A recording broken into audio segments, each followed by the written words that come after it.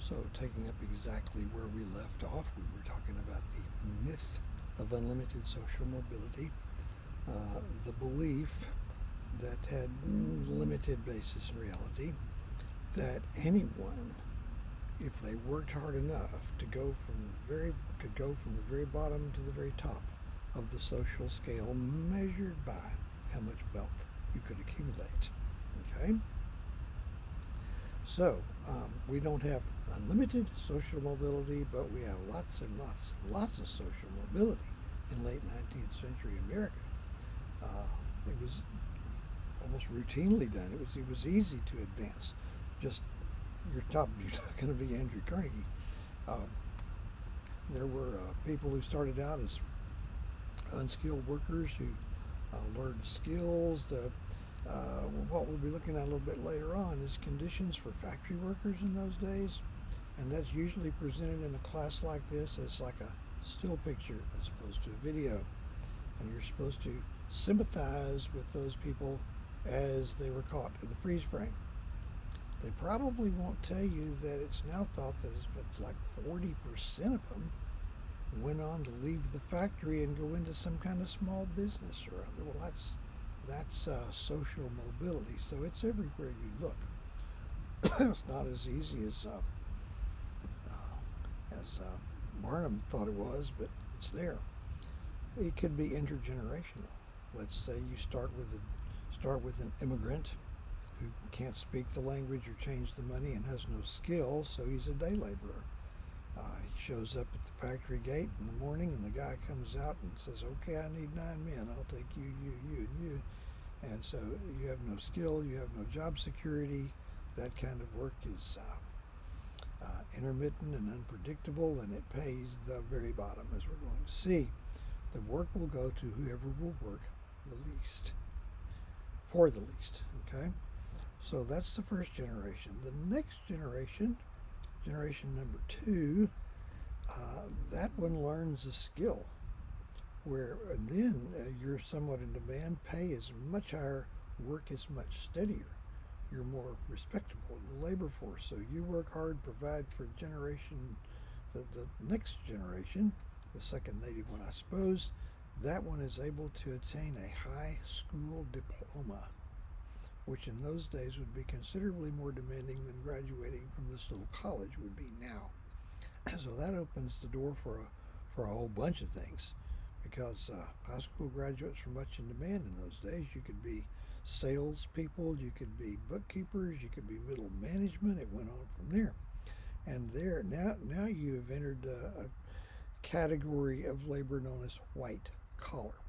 It may not necessarily pay more, but it's in those class conscious days, it's far more respectable.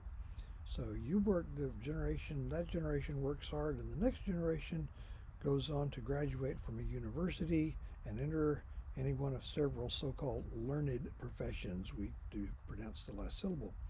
That would be things like medicine, engineering, the law, being an educator, that sort of thing. So now if you do well there, you could be in the upper middle class, and the middle class to upper middle class. That was the launching pad from which the people who attained serious wealth departed from or started from. But you know how people are. The generation after that takes it all for granted, thinks all they have to do is get up in the morning and enjoy the lifestyle their parents have worked hard to provide. They end up back in the gutter where they started from. That's social mobility too. So you have a great deal of that. Anyway, social mobility, and let me make sure of where I'm going from here. Well, I ducked out of the picture there, didn't I? I think I know, but I got to make sure. Okay, wrong one.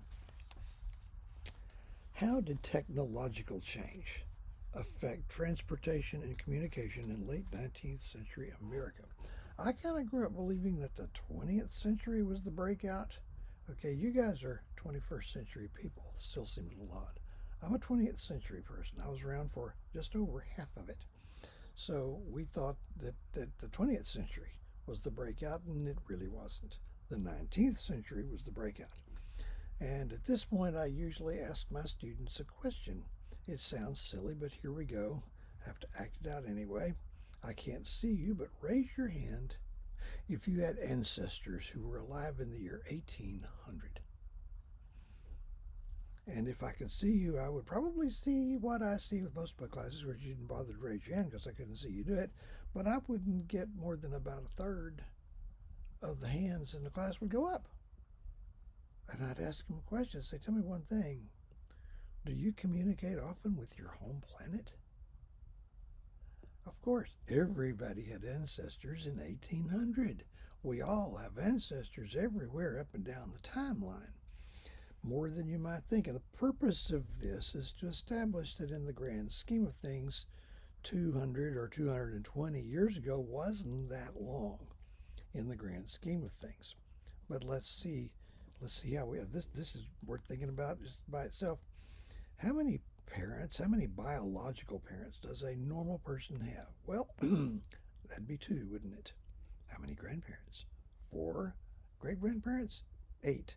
This is what you call an exponential increase. And it goes a long way pretty fast. Let's say you became interested in your ancestors, genealogy it's called, and you were somehow able, through some miraculous means, to fill out your entire family tree back through the 10th generation back from yourself. Do you have any idea how many name blanks there would be in the 10th generation alone? And that's just about 250 to 300 years. There'd be 1,024. Now, the way things are, that's probably not going to be 1,024 different people. Some of the same people could show up more than once, and eventually they'd have to. But that just gets you back 10 generations. What about the 10th generation further back than that? Okay, remember, each one of those 1,024 ancestors had 1,024 ancestors of their own, 10 more generations. Now, the number of name blanks, I'm not saying the number of people, would be over 1 million. 30 generations would be over 1 billion. And you're still not even back to the year 1000. So the reality is each of us is descended from whole nations. Whatever part of the world your ancestors came from, you are, any of us, would undoubtedly be descended many times over from everybody there who was alive 1,000 years ago and has descendants living today. And of course, they don't all. So we're all cousins. Eventually, we're all cousins. People who study the DNA and stuff say, really, seriously, somebody 10 generations back, technically you're not really any more kin to them than you would be anybody else. So the thing is, let's call it 220 years ago. Okay, beginning of the 19th century. Here we go. How did people travel on land in the year 1800? There are basically 3 things, and I won't obviously wait for responses, but you would either walk, or you would ride an animal, a horse, a donkey, a camel, an elephant. You're going to ride an animal, or you're going to ride in a wheeled vehicle pulled by an animal. That's 220 years ago. Now, how did people travel on land 3,000 years ago? They either walked, they rode an animal, and they rode in a vehicle pulled by an animal. Millennia went by without serious change in how people traveled on land. The development was somewhat peripheral. If it's a horse, would you have a saddle? Would the saddle have stirrups? If it's a vehicle, are there springs to cushion the bumpy ride, or the cushions to sit on as a way to keep the rain off of you? Is there a road to drive it on? And the Romans had the best roads, believe it or not. Somebody estimated that a letter, and they had them in those days, a letter could go from Rome to where London is now in about a week in the 1st century, and that would not be possible again until the 18th century. Now, how did people travel on water? Slightly more complex. You got to have something that'll float that you can ride on, but either you float with the current, or you use oars, or sail, or a combination of the two. On canals, you might, if it's shallow, you just get a long pole and just pole your way along, connecting with the bottom. And that hadn't changed either. That hadn't changed either. Now, sailing vessels, ocean-going sailing vessels, had become far more sophisticated over time. So the breakout century is the 19th century. By the end of the 19th century, we had everything but powered flight, practically. Okay. The big stories in transportation and communication, we're talking about those things. Now, the big story in the 19th century is the application of steam power to transportation and electricity to communication. Those are the big stories. And they both happened in the 19th century. So, steam engines were not invented. They were developed, shall I say, in England in the late 1700s. They are not credited to any one single inventor. Serious steam engines were developed in England in the late 18th century. They were heavy. They had a low weight to power ratio. Okay, they were used to power factory equipment, eventually freeing industrialists from the necessity of locating their factories near rapidly flowing streams. So it wasn't until after the turn of the century that anyone thought of applying steam power to make a boat move. Land transportation would come later.